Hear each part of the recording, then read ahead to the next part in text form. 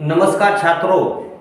तो आज हम 9वीं कक्षा का हिंदी विषय और उसमें से तीसरा जो गद्य पाठ है कबीर, लेखक है हजारी प्रसाद द्विवेदी, इनका पाठ हम देखने वाले हैं। कल हमने हजारी प्रसाद द्विवेदी का परिचय, उनका जन्म मृत्यु, उनकी कृतियां और गद्य संबंधी जानकारी देखी थी। शीर्षक की भी हमने चर्चा की थी। तो हमें इस पाठ में लेखक ने क्या बताया है कि जो संत कबीर है, संत कबीर, उनका व्यक्तित्व,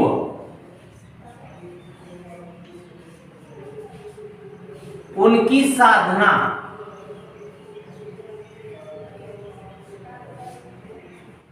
और क्या बताया है, उनका उपदेश,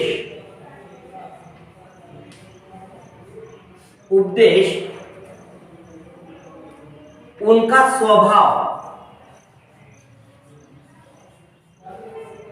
इनके बारे में हमें लेखक ने बताया है।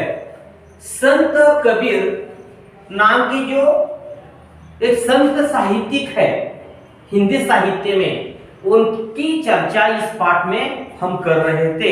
इस पाठ में हमने पहला परिच्छेद जो है वह देखा था और उस परिच्छेद में हमने देखा है कि संत कबीर स्वभाव से कैसे थे। स्वभाव उनका कैसा था? मस्तीवान था, फक्कड़वान था, झाड़ फटकाकर बोलने वाले वो थे। और उनकी तुलना संत तुलसीदास से की थी। इसकी चर्चा हमने कल के पाठ में की है। आज हम उनके और गुणों के बारे में देखेंगे।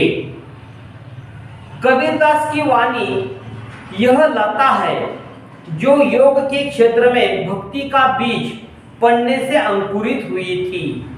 उन दिनों उत्तर के हठ योगियों और दक्षिण के भक्तों में मौलिक अंतर था। एक टूट जाता था पर झुकता न था, दूसरा झुक जाता था पर टूटता न था। एक के लिए समाज की ऊंच नीच भावना मजाक और आक्रमण का विषय था, दूसरे के लिए मर्यादा और स्फूर्ति का। तो दूसरे पैराग्राफ में हम क्या देखने वाले हैं? संत कबीर की वाणी। वाणी म्हणजे काय? भाषा, वाचा।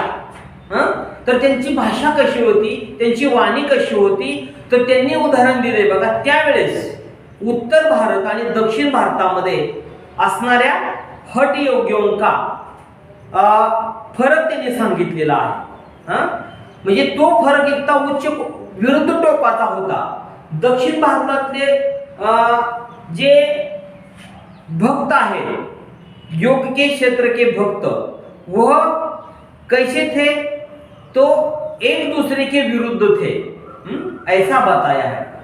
देखिए उनके आगे, संसार में भटकती हुई जीवों को देखकर करुणा के अश्रु से वे कातर नहीं हो जाते थे, बल्कि और भी कठोर होकर उसे फटकार बताते थे। वे सर्व जगत के पाप को अपने ऊपर ले जाने की वांछा से ही विचलित नहीं हो पड़ते थे, बल्कि और भी कठोर और भी शुष्क होकर सूरत और विरत का उपदेश देते थे। संसार में भरमने वालों पर दया कैसी, मुक्ति के मार्ग में अग्रसर होने वालों को आराम कहा, कर्म की सीख पर मैं न मार सका तो संत कैसा। तो क्या करते थे वह कि उनका स्वभाव मृदु था, उनकी वाणी कोमल थी, इसलिए वो क्या करते थे, तर या ठिकाणी आपल्याला असं पाहायला मिळतंय की ज्यांच्यावरती अन्याय होतोय किंवा कोणावरती कठोर प्रसंग यायचे, तर त्या प्रसंगाला ते सामोरे जायचे आणि त्याला काय करायचे, त्याच्या मार्गातला अडथळा ते दूर करायचे। म्हणजे कोणावरही ते अन्याय होऊ देत नसायचे। अशा पद्धतीचा त्यांचा हा विचार आहे आणि त्यामुळे इथे त्यांचा एक इथं आपल्याला पद्य पंक्ती दिलेली आहेत बघा। ज्ञान का गेन कर सुरत का दंड कर, खेल चौगान मैदान माही, जगत का भरमाना छोड़ दे बालके, आज जा भेष भगवंत पाही. म्हणजे त्यांनी काय केलेलं आहे, त्यांच्या काव्यामध्ये त्यांच्या रचनेमध्ये त्यांनी समाजातली जी स्थिती आहे, समाजामध्ये माणसं कशी वागतात, एकमेकांवरती अन्याय कशी करतात किंवा अंधश्रद्धा कशी आहे, लोकांवरती वाईट प्रसंगाला कसं सामोरे जावं लागतं, या सगळ्या गोष्टी त्यांनी लिखित करून ठेवलेल्या आहेत. आणि ते त्यांचं कबीरांचं साहित्य जर आपण आज पाहिलं तर विद्यापीठामध्ये कबीरांच्या साहित्यावरती पीएचडी केली जाते. विद्यापीठामध्ये किंवा मोठमोठ्या वर्गातल्या मुलांना फक्त संत कबीरांची पुस्तकं अभ्यासात सुद्धा आहेत आणि त्यामुळं फक्त कबीरावरती अभ्यास करणारी मुलं सुद्धा आपल्याला पाहायला मिळतात. तर अशा पद्धतीनं या ठिकाणी आपल्याला दुसऱ्या पॅरेग्राफ मध्ये हजारी प्रसाद द्विवेदी यांनी कबीरांची वाणी कशी होती त्याविषयी सांगितलेलं आहे. तर त्या ठिकाणी त्यांचा जो एक दोहा आहे, ज्ञान का गेन कर सुरत का दंड कर. ज्ञान म्हणजे ज्ञान, ज्ञान का गेंद कर, गेंद कर म्हणजे चेंडू, ज्ञानाचा चेंडू कर, सुरत का दंड कर, सुरत का दंड कर.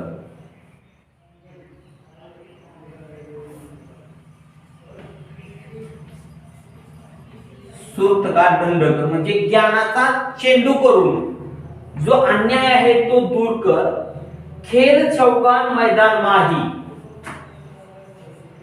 खेल चौगान मैदान, खेल चौगान मैदान माही,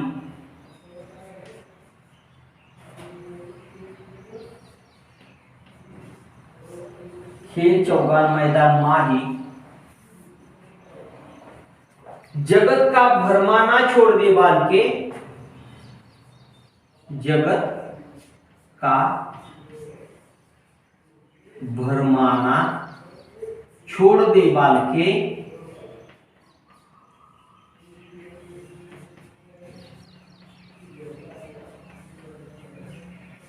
जगत का भरमाना छोड़ दे बालके, आय जा भेष, आय जा भेष, आय जा भेष भगवंत पाही, वंत पाही. तर अशा पद्धतीचा त्यांचा हा जो दोहा आहे, या दोह्यामधून त्यांनी समाजात कशी वागणूक असायची त्याबद्दल सांगितलेलं आहे. म्हणजे ज्ञानाचा चेंडू करून काय कर, जो अन्याय आहे, अत्याचार आहे तो दूर कर, असं या समाजातल्या लहान लहान मुलांना त्यांनी सांगितलेलं आहे. म्हणजे तू खेळ खेळत असताना मैदानावरती अशा पद्धतीने तो खेळ कर आणि जगामध्ये तो तुझा जो भ्रम आहे, भ्रमाना म्हणजे भ्रम, म्हणजे जगत असताना आपला भ्रम जो आहे तो सोडून दे आणि तू काय कर, ज्ञान आत्मसात कर आणि अन्याय दूर कर. आणि हे जर तू केलंस तर ह्या जगातला जो भेदभाव आहे तो सगळा दूर होऊन जाईल. अशा पद्धतीचा त्यांची जे दोहे आहेत त्या दोह्यामधून त्यांनी आपले विचार स्पष्ट केलेले आहेत. तर कबीरांचा एवढाच विचार आपण या ठिकाणी घेऊया. राहिलेला पाठ आपण नंतरच्या तासाला पाहूया. धन्यवाद.